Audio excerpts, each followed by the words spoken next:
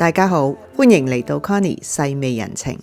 你哋今年點樣度過啱啱過去嘅聖誕節同新年呢？如果能夠同你哋屋企人或者朋友一齊咁樣度過，我相信係一個好溫馨快樂嘅節日。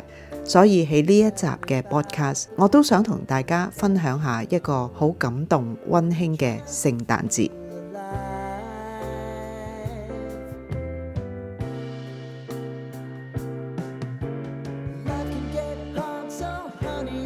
大概喺12月中左右啦，一早已經有一位朋友會喺法國嚟同我度過一個週末。嗰一日係星期五下晝啊，我為咗佢特別攞咗半日假，去到火車站咁接佢。見到面之後，我哋好開心。我當然問下佢嚟到倫敦之後有啲乜嘢想做啊？佢竟然答我只係嚟睇下你係咪一切安好，冇乜嘢特別㗎，點樣都得。所以嗰2日我就帶佢四圍行下公園，食下嘢，傾下偈，悠閒就咁樣度過咗48小時啦。星期日嘅下晝，陪佢食咗一餐小籠包嘅午餐。佢話喺巴黎唔係好知道邊度可以食到小籠包，之後就送咗佢去火車站搭火車返巴黎啦。佢走咗嘅幾小時之後，我有啲失落啊。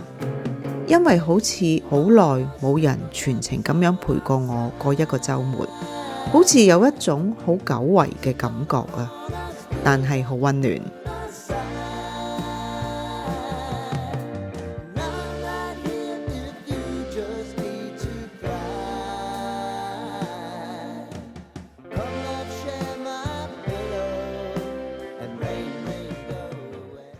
跟住嗰個禮拜五，哇！就大件事啦，因為我嘅好朋友路遠會喺澳洲飛到嚟英國探我啊。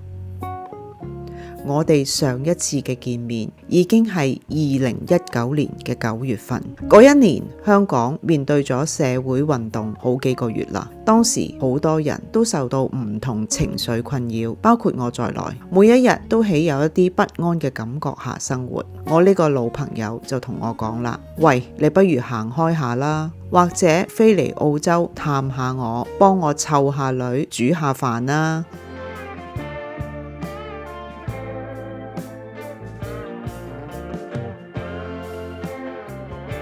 等我介紹一下我呢個好朋友先。我哋喺中學時代就認識噶啦，屈指一算都係唔好算啦，因為原來已經識咗幾十年。佢讀完中學未畢業就去咗澳洲讀大學啦。嗰個時候通訊冇而家咁發達咁先進，我哋係用 cassette 機錄音帶嚟來往溝通噶。直到佢大學畢業返嚟，我哋就一齊經歷揾嘢做，一齊去旅行，直到大家結婚。但係都經常見面㗎，我哋有無完無盡嘅話題，甚至到而家天各一方。每個禮拜我哋總會傾下電話嘅。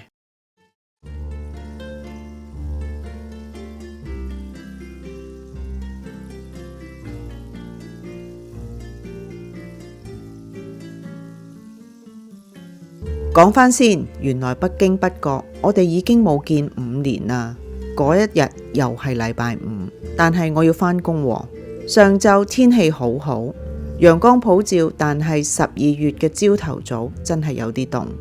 我喺行緊返公司嘅途中呢，唔知點解突然其來嘅情緒令到我好 emotion， 我就喺個手袋度攞咗我嘅手提電話出嚟，錄咗一個 voice message 送俾我呢個好朋友啦。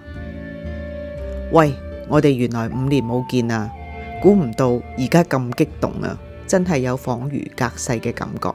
嗰種激動啊，嚴重過談戀愛噶。我好想快啲今晚見到你，真係好似有千言萬語都講唔到。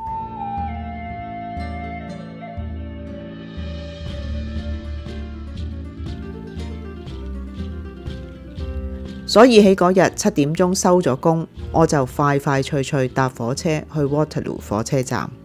英國嘅朋友，你哋會知道 Waterloo 火車站係有幾忙碌，人來人往。終於喺火車站嘅閘口見到我呢一個老遠嚟到嘅好朋友啦。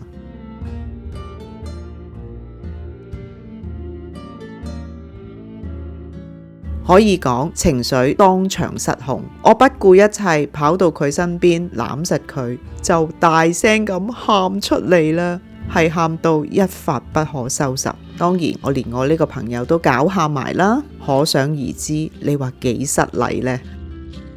喊完之後大家一齊話唔可以再隔5年先見啊，所以已經約定咗2026泰國之旅啦。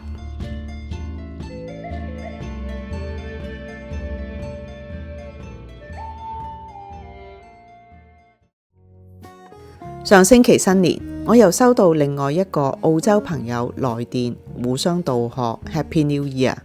佢話俾我聽3月份會飛返香港喎，但係我答佢我呢個月中就會飛返香港同媽咪過新年喎。點知佢就話啦，咁不如我返到香港 settle down 咗之後，我買張機票嚟探下你啊。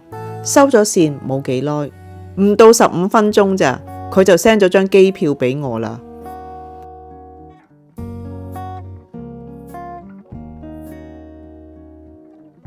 我回想一下，我哋上一次嘅見面都係喺2019年嘅9月份，應該係喺 Starbucks 入邊飲緊咖啡，咁就5年幾啦。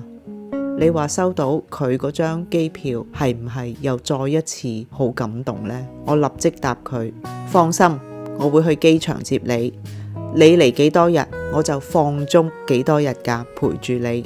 仲有啊，我間房我張床俾咗你，我做廳長。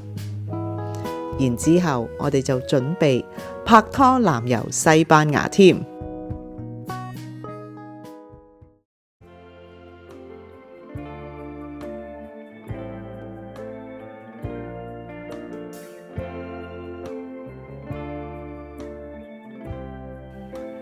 嚟到英國，我好欣賞有一種傳統，就係寫卡啊，而且仲有好多鋪頭淨係賣卡嘅。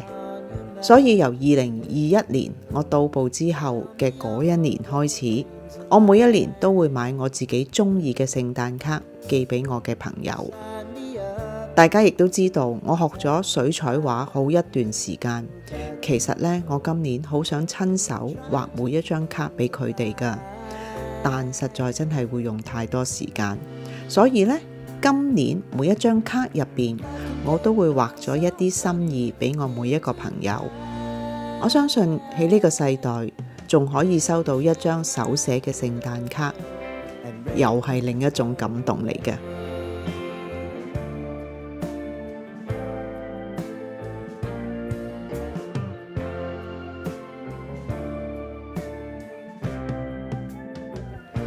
多謝大家收聽呢一集 Connie 細味人情嘅 podcast。你哋最近有冇經歷到一啲令你好感動、好溫馨嘅時刻？不如同我分享下啊！